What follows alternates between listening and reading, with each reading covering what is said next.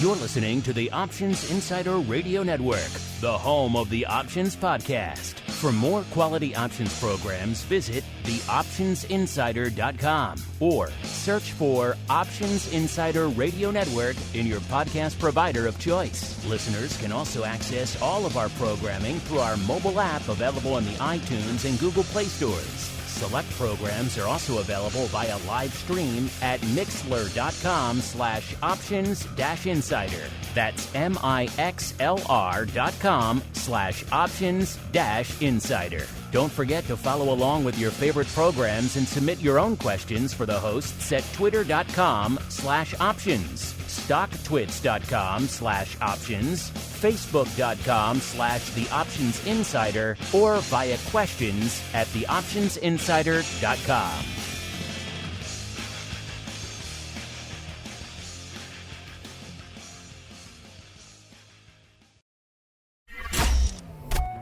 Bitcoin, Ether, Solana, Doge, and more. Cryptocurrencies and digital assets are taking the financial world by storm. This exploding market provides everything a savvy trader needs: volatility, volume, and liquidity, provided you know how to find it. That's where we come in.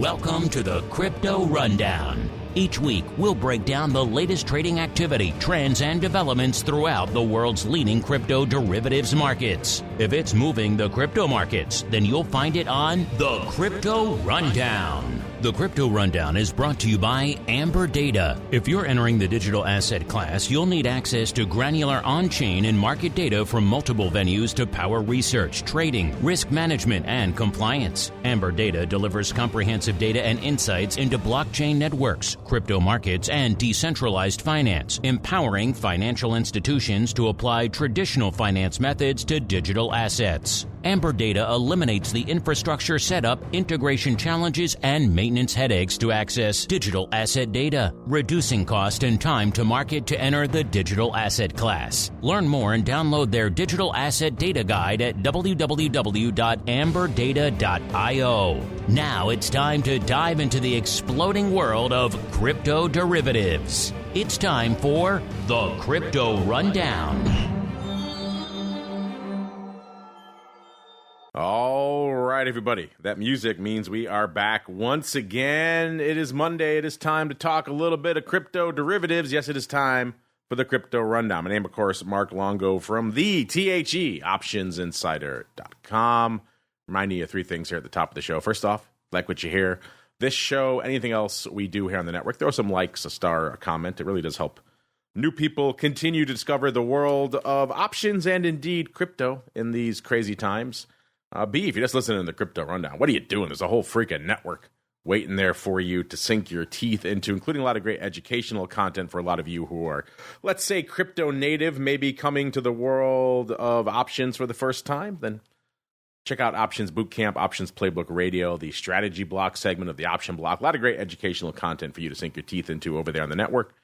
And speaking of sinking your teeth into stuff, if you want to sink your teeth into more, you have a lot of questions about options and crypto and derivatives and maybe the intersection they're in, well, then our pro Q&A sessions outside of this show are pretty much the only other place I can think of where people are really answering those questions in great detail. I just had another great guest dovetailing the world of crypto and volatility and derivatives last week on the pro Q&A. More coming up this week. So, of course, where do you go to get access to all that fun? TheOptionsInsider.com/pro, the place to go to kick the tires and light the fires out there. You get access to 2+ episodes a week, as well as a pro podcast feed. Gives you 250 episodes sitting there waiting for you the second you hit that button. Great giveaways, live streams, all sorts of fun over there. TheOptionsinsider.com/pro. Speaking of fun, let's see who's joining us for a little bit of fun on the old Crypto Rundown today. I am pleased to welcome back our old buddy, Mr. Greg Magadini from Amberdata. He liked it so much a couple of weeks ago, he had to come back. Mr. Greg, welcome back to the Crypto Rundown. It has been forever, sir. Thank you so much, Mark. I'm really happy to be here. There's a lot going on, so it's great to be back on here. Yeah, you picked a good time to come in to chat some crypto, so let's get to it, listeners. Let's kick things off with the Bitcoin breakdown. It's time to explore the latest trending activity, trends, and developments across the world's leading crypto market. It's time for the Bitcoin Breakdown. All right, everybody, welcome to the Bitcoin Breakdown, the portion of the show where we break down all the action in the world's leading digital asset. Yep, we're talking about the big dog, which is Bitcoin, looking a wee bit bigger even than it was last show. Last show, we were already north of 34,000, 34,350 to be precise. And you might have said, how much higher can we go in the interim? Well, the answer was quite a bit. Coming into the start of the show today, we're a little bit shy of 37,000, 36,800, right around the time we commenced operations here on the show. The high came last week on Thursday, almost 38K, 37,926. The low came pretty much during our show last week, 34,350. That was pretty much the low on the week. So a lot of interesting stuff to unpack out here, including Mr. Greg, a whole bunch of upside. So let's start there. What is catching your eye out there as the rising tide of Bitcoin continues to lift all of the crypto boats, sir? Yeah, definitely a lot of enthusiasm. One of the things that's really interesting to me is just the elevated level of implied volatility across this term structure. Right now, we have a variance risk premium in the 7-day maturities of about 11 points. And so 7-day implied vol is about 52%, whereas 7-day realized about 41%. And what's interesting is if I look at sort of the year-to-date term structure, we're in the, call it, the upper 80th percentile of elevatedness. And so the market is really, options traders are really willing to pay a premium for some of this exposure right now. And what we're seeing is a lot of call side exposure, no surprise there. But people's spidey senses are essentially positioned in a way that we're going to get some sort of positive news catalyst around this ETF, likely earlier than January. And so that's how people are positioned. Yeah, ever since these rumors started flying, Mr. Greg, it has been just fast and furious upside across the board. Let's break some of that down now, listeners. Of course, all of these analytics we're talking about coming at you courtesy of Greg and the team over there at Amberdata. You want to kick the tires and light the fires. You know where to go, amberdata.io, the place to go to begin your journey to the dark side of crypto volatility. If you did that, you would see, listeners, let's look at the broad spectrum of vol. We'll even throw the weeklies in. Why not? Everybody's obsessed with weeklies right now, so we'll go 7-day as well. We'll add to the weekly party. We'll join the fun. Why not? 7-day vol out there in Bitcoin right now at about a 53. We didn't talk about it on the show last week, so we don't really have a frame of reference to compare it to, but that's hanging out not that dissimilar from what we're looking at on the standard metric of vol, which is 30 days, listeners. The 30-day vol in Bitcoin right now at a little bit shy of 55, about a 54.70. That's up slightly from what it was this time last week. We're at about a 54.30, but not even half a point. It looks like you're really mostly treading water out there.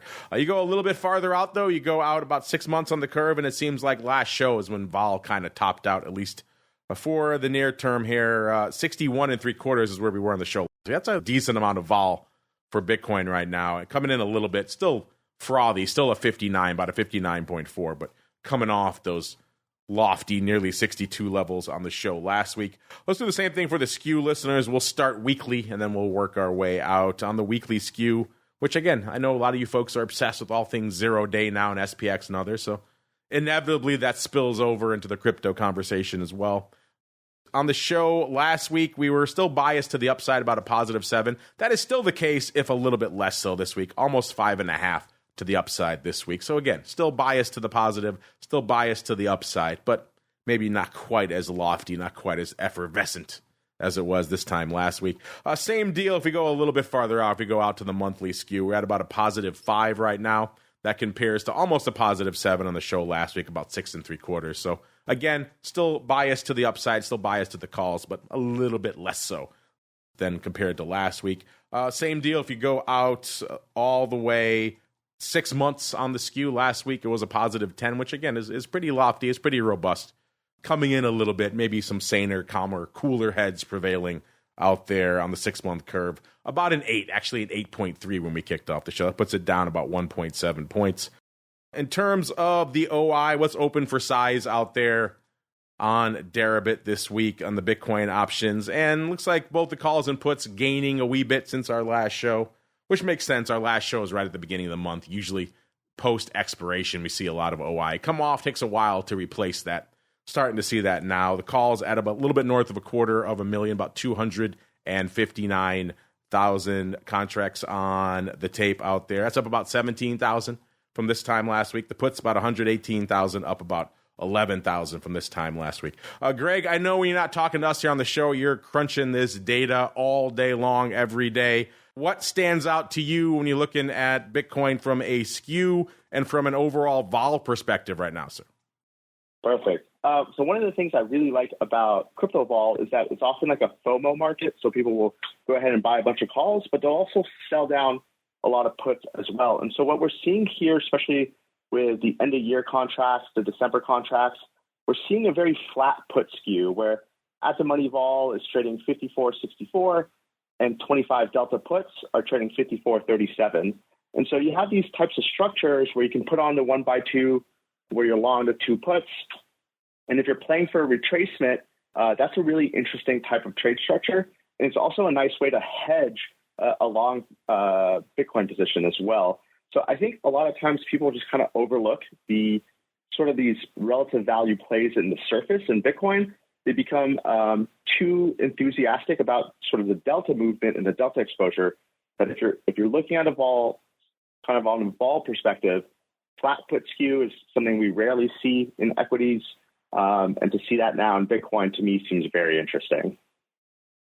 Yeah, don't see that too often in your major equity options out there. So maybe take advantage of the opportunities when they're presented to you out there in crypto land, listeners. Speaking of taking advantage of opportunities, a lot of you like to use BitO to do just that. So we'll crunch some of those numbers there as well. BitO, as you might expect, looking loftier this week as well, up nearly a full point, about 0.9 when we kicked off the show. Is at about an 1860. So looking a wee bit higher than it was just 13.5 not too long ago. So nice little pop out there for BitO. The ADV, 57,000, is up about 8,000 from this time last week. So that ADV continues to grow, continues to claw its way back to those lofty triple-digit levels it was not that long after it launched. Again, volume in BitO options very much correlated to the price level in BitO. So now that we're seeing it get a little bit loftier, the volume is coming in as well. Today, looking decent, 34,000 contracts on the tape, so seems like they might hit it. Again, we don't have much time left in the day, so it might end up being a little bit light out there, but we shall see. Vol-wise, at about a 60 even out there, which is pretty frothy. It's up about 8 points from this time last week. In terms of the size positions, what's open for size out there in BitO? Let's do a quick top 5 listeners. Number 5 listeners. Again, this is all long-term Jan. This is all Jan of 2025 except for one. So bear that in mind here. Number 5, you have 29,000 of the Jan 20s. Again, longer-term Jan. Number 4, 43,000 of the Jan 25s. Number 3, 68,000 of the Jan 35s. Number 2, our first regular. It's all January here. It's fascinating. The only Jan of next year in the bunch. 83,000 of the Jan 2024 65 calls. Also the most optimistic from a strike perspective of the bunch. And then the number 1 size position in BitO options right now, 96,000 of the Jan 2025 30s. Again, BitO right now at about an 1860. So all of these looking pretty optimistic. Obviously, the 20 handle by Jan 2025 seems like the closest, the most actionable of those strikes right now, but intriguing stuff. Greg, I know you're crunching a lot of numbers out there in skew and everything else for Deribit and a lot of platforms. How big of a factor is BitO and what you're doing out there? Are you still watching these trades out there? Yeah, I'm definitely still watching them. BitO is sort of the way that I participate in this market a lot of times. And so there's definitely some interesting things in BitO to keep in mind. I like to look at Deribit charts as sort of the efficient vol market and then use that as kind of guidance and an overlay for BitO. One thing to remember with BitO is the large dividend. So when we're looking at like Jan 2025, just remember that the forward pricing is going to reflect a lot of dividend carry out of it in the options market. So that's something to keep in mind. Also, what I really like in these types of assets with large dividends is that those like 35 calls, those will trade a lot on vol, but say the 20 calls will trade a lot on the forward. And so what you can do sort of these 1x2 structures in high vol markets like we're in right now. You buy the 20s, sell 2 35s. I really like that type of structure because what happens is as we approach the 35 strike, that 35 strike becomes more at the money and starts to price in the dividend more and more. And so you kind of get this like tampering effect on your short strikes. And then your long strike, your long $20 call trades basically on intrinsic. So to me, that's the type of structure I like, especially in this type of environment. If we get that pop in Bitcoin to say 40K, that puts BITO about $20. And there's probably a high vol in that type of situation. That's when I would put on some more of that type of trade structure. Yeah, I like that. You usually see the 1x2s being the domain of the vol products, but yeah, that makes some sense out here in crypto because you're right. When I see all this size long-term call paper, I have to kind of wonder, these people know they're not getting the dividend with these calls? Because going all the way out to Jan of 2025, if you leave all those dividends on the table that you have with the underlying, BITO is a very different beast holding it for a year and a half with the calls versus the underlying. I mean, so much of the BITO's return is in the dividend. You need that to really make this thing whole. So yeah, just going long term on like the 65s, I'm hoping, like you're saying, maybe that's part of a 1x2 or something else like that, because just straight up buying the 65s, let alone even the 35s going out to Jan 2025, I think you can make an argument maybe you're better off having the underlying, capturing that dividend, maybe overwriting calls against it along the way, so you're offsetting maybe some of the downside risk. But yeah, just straight buying the 35s of Jan of 2025, Greg, I don't know. I think I'd be hard pressed to want to do those if someone is out there buying those, because for the reason we just laid out, this thing is, the dividend yield is absurd. If you're missing that, you're missing pretty much the lion's share of the trade. So yeah, it does complicate this. Most other products you talk about, you can talk about buying upside calls, and we see that bias and all the deribit products, everything else we're talking about here. But BITO is a weird beast. So that dividend, listeners, does complicate things. Remember, if you're new to options, you're buying the call, you don't get the dividend. You only get the dividend if you have the stock. So something to bear in mind as you're looking at longer term positioning out there in BITO. Mr. Greg, anything else catching your eye in the world of Bitcoin volatility before we roll on into the altcoin universe, sir? Yeah, so the last thing that I think is interesting is in this high vol environment with large call skew, meaning calls are a lot more expensive, and the put skew is pretty much flat. There's the classic delta neutral risk reversal trade is very interesting here. You basically sell a 25 delta call, buy a 25 delta put, own 50 delta of Bitcoin. If we have the explosion to the upside, the 40K move, that trade will not work out very nicely. But if we're just kind of chilling here for a couple days, and vol comes down, time decay comes in, that's a really interesting trade. That type of structure will come in at a credit.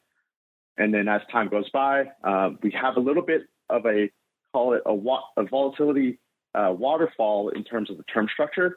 So what we're seeing is like short-dated options, daily options expirations, 2-day options expirations. They fall about 6 or 7 points in vol pretty immediately as the confidence in some sort of news catalyst coming out goes down. So that type of trade structure is the last interesting one to me.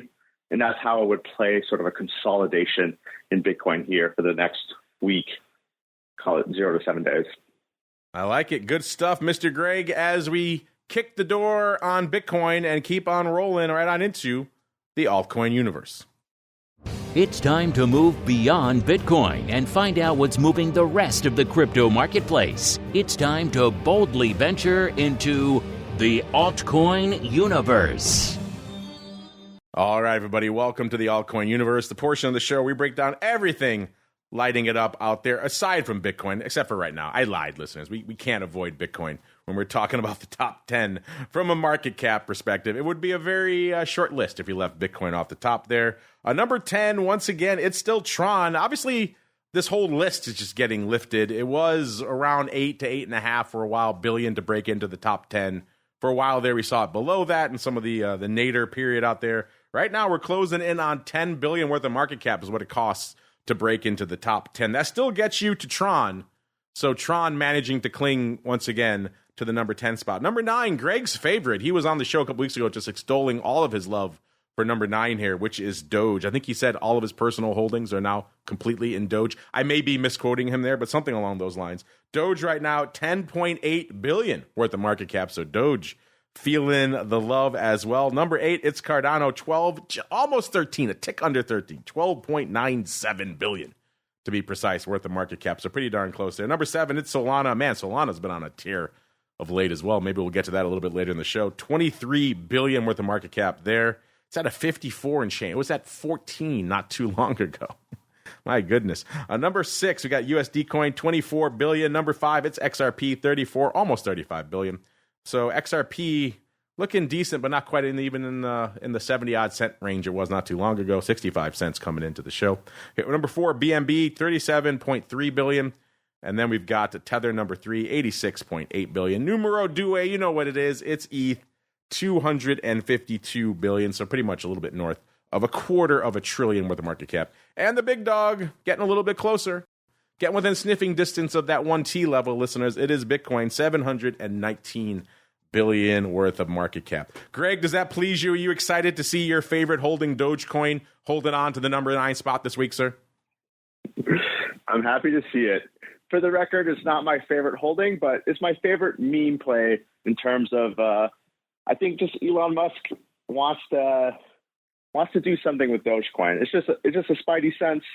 There's no real fundamental, strong analysis behind that, but it just seems like that plays on the deck.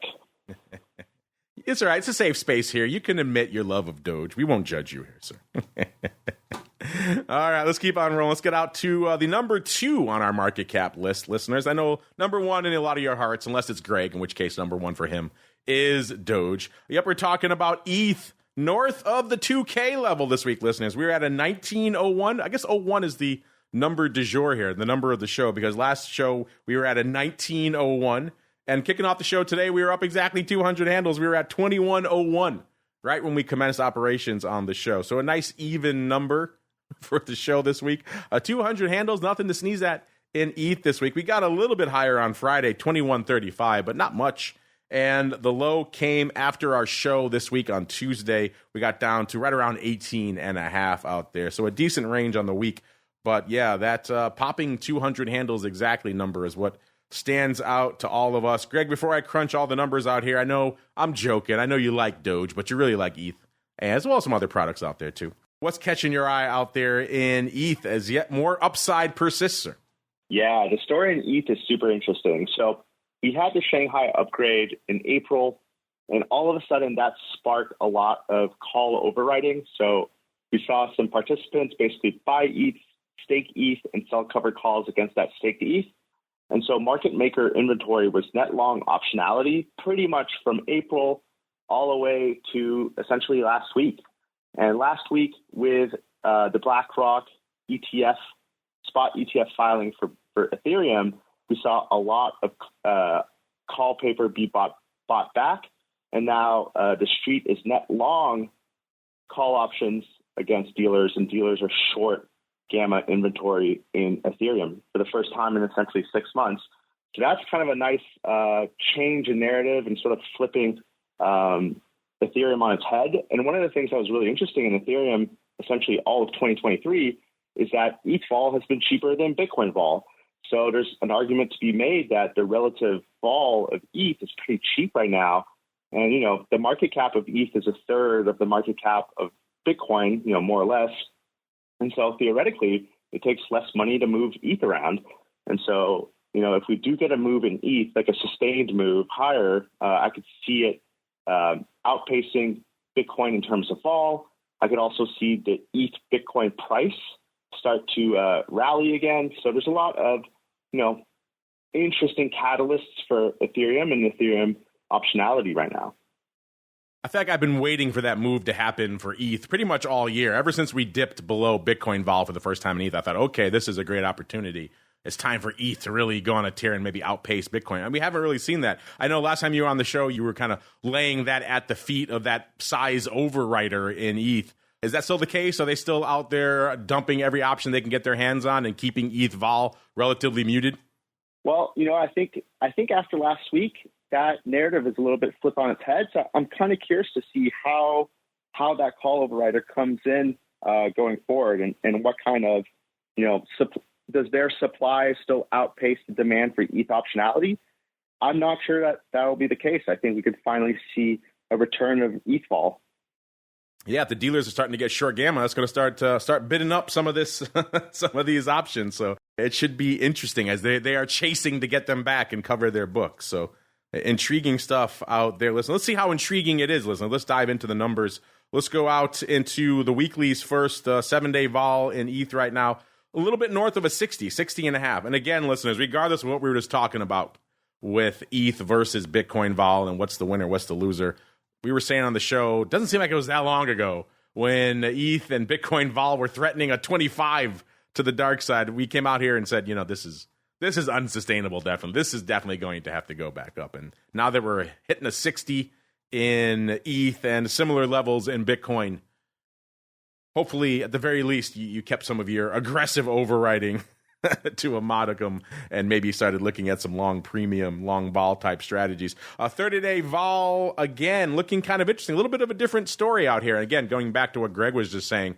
about maybe some of the dealers now getting caught short gamma. Could be one of the reasons why we're seeing these vol numbers looking a little bit juicier here in ETH. It was a 54 on our show last week, 59 on the 1 month 30-day vol. So again, a little bit different story than Bitcoin vol, which kind of topped out last week and then now it's kind of coming in a little bit. ETH continuing to get juicier and frothier. You go out 6 months, that is the case as well. It was a 61 on the show last week, almost a 63, about a 62.70 this week. So that's a fair amount of juice. Now then again, in the past we have seen both Bitcoin and ETH venture into triple digits. So nothing to say it's going to top out at a 60 here by any means, but certainly a heck of a lot frothier, a heck of a lot more volatile than back when both vols were languishing in the mid to high 20s.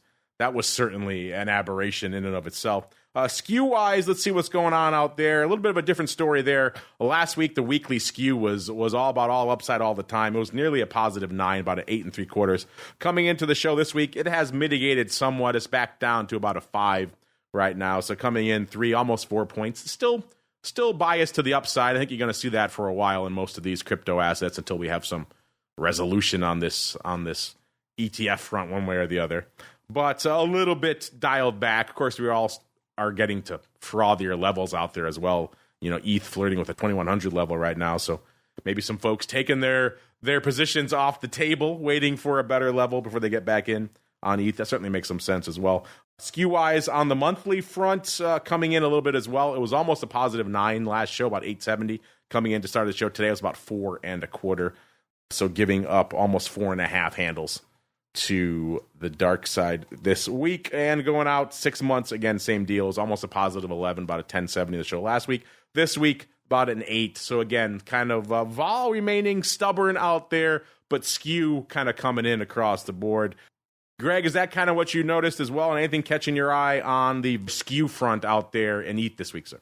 Yeah, so I mean, definitely the skew kind of went crazy last week. I think that's definitely an interesting opportunity to, potentially do the same type of structures that I talked about in Bitcoin, sort of delta neutral risk reversals if you expect some consolidation and a little bit of relaxation going forward. Otherwise, in terms of flat put skew, those are also kind of interesting structures as well to take advantage of. Interesting skew across the board here, listeners. Let's see what's open for size out here on the Deribit front for ETH, and then we'll explore some of the rest of the altcoin universe, which, man, has been exploding to the upside over this past week. ETH, in terms of calls, you got about 2.34 million open on Deribit right now. It's decently sizable, up about almost 100,000 this week, about 90,000. Puts getting up over 1 million as well, right? Just a little bit north. 1.02 million calls, 1.02 million puts open on Deribit this week. That's up about 112,000 as well. So puts, at least OI-wise, outpacing calls a little bit this week, which is kind of interesting. Still hanging out at almost that 2.5 to 1 level, which ETH has been hanging out for a while now.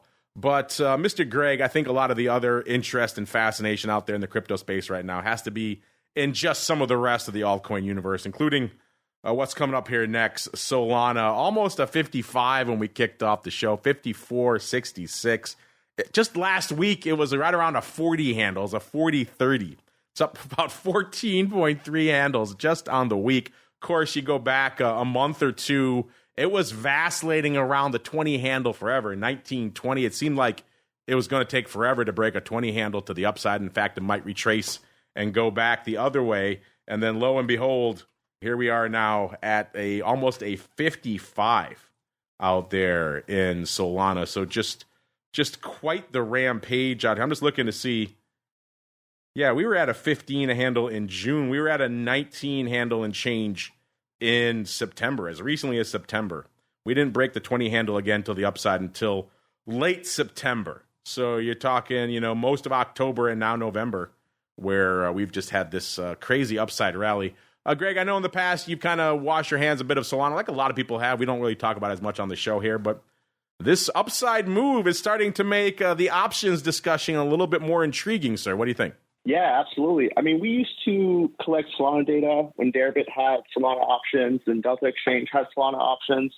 So we have all that data still if people want to analyze sort of Solana fall surface, historically speaking. And then Deribit does plan to add option markets for Ripple, Solana, and Matic in the near future. So I think these types of markets will come back to the fall space. It'll be really interesting. As far as sort of spot analysis, I don't follow that crypto so much, so a little bit outside of what I look at. But once we start getting those vol markets back, I'll be interested to start dissecting Solana vol surface again. You're right. We kind of had an embarrassment of Solana data for a while. Then obviously FTX happened, kind of put the kibosh on all that for a bit. But now with it 55 and people seemingly getting behind it again, at least for the near term, maybe there's an argument for Solana options again. Certainly a better argument than XRP, Greg. I love the robust options market on a product that's trading sub $1. That cracks me up. But intriguing stuff nonetheless. I know there's XRP fans out there. I know a lot of you here in the States especially are waiting for the moment where you can kind of sink your teeth back into good old XRP and all of its glory. Looking a little bit less glorious this week. It's kind of the one crypto that's kind of bucking the trend out here this week in the altcoin universe. It was 71 cents on the show last week, about 65 this week, down a little over 6 cents on the week. So this has kind of been the trend for XRP for a while. Good news comes out. Everyone gets all frothy and hot and bothered in the crypto space. They drive XRP up to somewhere probably in the low to mid 70 cent range, and then it kind of gives up the ghost again. So let's see if XRP can break the cycle. I know for a lot of you would like to have it in your hot little hands or indeed your crypto accounts. So maybe the options are the way you'll have to go. This gets back to our how cheap is too cheap conversation from a few weeks ago, listeners. Would you buy an option for, let's say, 20 odd cents on a crypto that's already trading 71 cents? Or is the underlying itself the option at that point? That's where some people get a little bit dubious. Let's move on to Greg's favorite. I think he said earlier in the show his favorite crypto asset of all time. I may be reading between the lines there, but favorite of all of them, it is Doge. 7.5 cents last week, 7.6 cents this week. So it continues to claw its way up slowly but surely out there. I'm joking, of course, but there is probably something to Elon's ongoing love affair with Doge. What drives it, who knows? I think he just likes the absurdity of it, like a lot of people do. But for whatever reason, it manages to cling to its value and manages to cling to number 9 in the market cap, and it continues to do so this week. A Litecoin, maybe I overstated when I said XRP is the only thing that's given it up the ghost, because Litecoin kind of bucking the trend a little bit as well this week. Last show was almost a 74, about 73.86. This week, 72.82, so coming down almost exactly a buck over the course of the week. Let's go out to the rest of them. Cardano, 36.6 last week, 36.7 this week, so kind of treading water, up slightly. Polkadot, 489 last week, 551 this week, so getting about 62 cents to the upside. Even Shiba Inu getting a little bit of a lift. Last week, it was a whopping 0.0000084. This week, it's a million zeros, 088. So there you go. Maybe all you folks waiting in the live for the Shiba Lambos, maybe this week is finally your week. All right, listeners, then let's do it. Let's keep on rolling right on into the crypto questions. You've got questions about crypto. Who doesn't? It's time to find out the answers to your crypto questions. All right, everybody, welcome to the crypto questions. You folks know how to get at us. At Options on most of the major social media platforms is a good starting point. Questions at theoptionsinsider.com also works, of course. If you're in the pro, you can use the members hotline or the live chat. Those all get bumped up to the top of the list. This week, we got one coming in here from Atron, or maybe he wants a Tron, a singular unit of Tron. Either way, Atron it says, great show. Well, thank you. He says, I wish more people were out there talking about crypto derivatives. Well, we're with you here, H. That's why we kind of created this show in the now primordial ooze days of, what was it, early 2018, I believe. So, yeah, you think no one's talking about crypto derivatives now. Go back then. There was nobody talking about it then either. Even though we are hearing rumors about new futures coming out of SIBO and stuff. So maybe what's old will be new again in the world of crypto derivatives. But I digress. Let's get on to your question. He says, Greg, glad you're joining me today. This is a data question right up your alley. He says, is there any way to see executions in crypto options and whether they go up on the bid or offer? I like using that in my analysis and equity options and would like to do the same thing in the crypto market. Thanks. Well, Greg, when you're not talking to us here on the show, you're crunching all the numbers and all the data over there in the crypto land. Atron wants to know if he could see if people are hitting bids and lifting offers in the crypto derivatives market. Sir, what do you have to say for him? Yeah, absolutely. So if you go to pro.amberdata.io, you can go ahead and hover to options, Deribit, options scanner. There you can check out all the flow of the biggest packages, both block trades and on-screen trades. You can see where those are executed in terms of bid and the ask. We provide the order book state right before the trade, the order book state right after the trade. So you can see what the best bid, best offer was right before a trade and what it was right after the trade. You can see if it traded on the bid or the offer. We also have our own tagging. So trades and packages that trade mid or somewhere between around the mark. We tag those pretty accurately as well in terms of who's the aggressor. So it doesn't even need to trade necessarily on the bid to know if someone was selling or buying. And you can see that through the whole package as well. So that is definitely something we spend a lot of time deciphering and decoding. And from there, we create gamma profiles. How did I know you'd have an answer for him, Mr. Greg? Well, there you go, a Tron. Hopefully you got yourself a Tron. It is number 10 on the market cap right now. And hopefully you're going to kick the tires over there at amberdata.io. That's what I'm going to be doing right after the show here, scanning some of these gamma profiles for myself out here. But Mr. Greg, that is going to do it for us on the show this week. Before we go, if folks want to be like Atron, they want to kick the tires and light the fires on all things Amberdata. He kind of just mentioned the gamma profiles. Any other cool tools or new offerings up your sleeve over there in Amberdata, sir? I'll let the folks know, sir. The floor is yours. Yeah, absolutely. So for all of our customers, we've created pre-built Python notebooks, and we've created Streamlit notebooks. And one of the cool new tools that we've done is we've analyzed essentially the futures and perps market to figure out OI buildup levels, estimated liquidation levels. And so we can get a good idea of how people are positioned in the market in terms of Delta One products, where they're going to be liquidated. And so it gives us a really good idea of significant levels. And then as far as keeping on top of our commentary, if you go to everdatadderivatives.substack.com, you can see our weekly newsletter. And if you want to check out our YouTube channel, just type in GVOL in the YouTube search bar, and you'll get our Amberdata YouTube channel as well.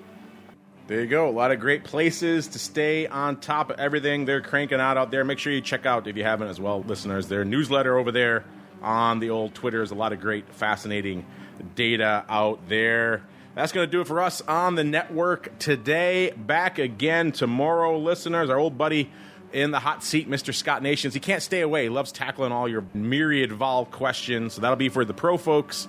If you're not on the pro, what are you doing? TheOptionsInsider.com/pro. We could see if we could try to lure Scott to the crypto side with some of your questions. We tried in the past. I think he finds it intriguing from a vol perspective. I'm not sure from a product perspective. He likes to create products over there as well.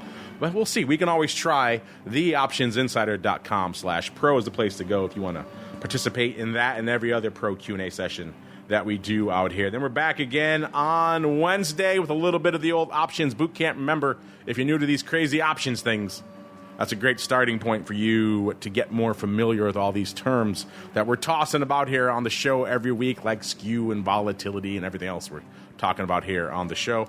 Thursday, we're back again with the option block, as well as This Week in Futures Options. This Week in Futures Options, a.k.a. TWIFO show that does touch on the listed crypto derivatives over there at CME from time to time. So if you're intrigued on the futures and options going up there on the crypto front, make sure you're checking out This Week in Futures. Options Friday, we break it all down on volatility views, and then we come back one more time for all you pro folks for a little bit of the old options oddities. Then we take a hiatus for a well-earned respite on the weekend before we come back again next week, another episode of the Crypto Rundown. Stay safe out there. The Crypto Rundown is brought to you by Amberdata. If you're entering the digital asset class, you'll need access to granular on-chain and market data from multiple venues to power research, trading, risk management, and compliance. Amberdata delivers comprehensive data and insights into blockchain networks, crypto markets, and decentralized finance, empowering financial institutions to apply traditional finance methods to digital assets. Amberdata eliminates the infrastructure setup, integration challenges, and maintenance headaches to access digital asset data, reducing cost and time to market to enter the digital asset class. Learn more and download their digital asset data guide at www.amberdata.io.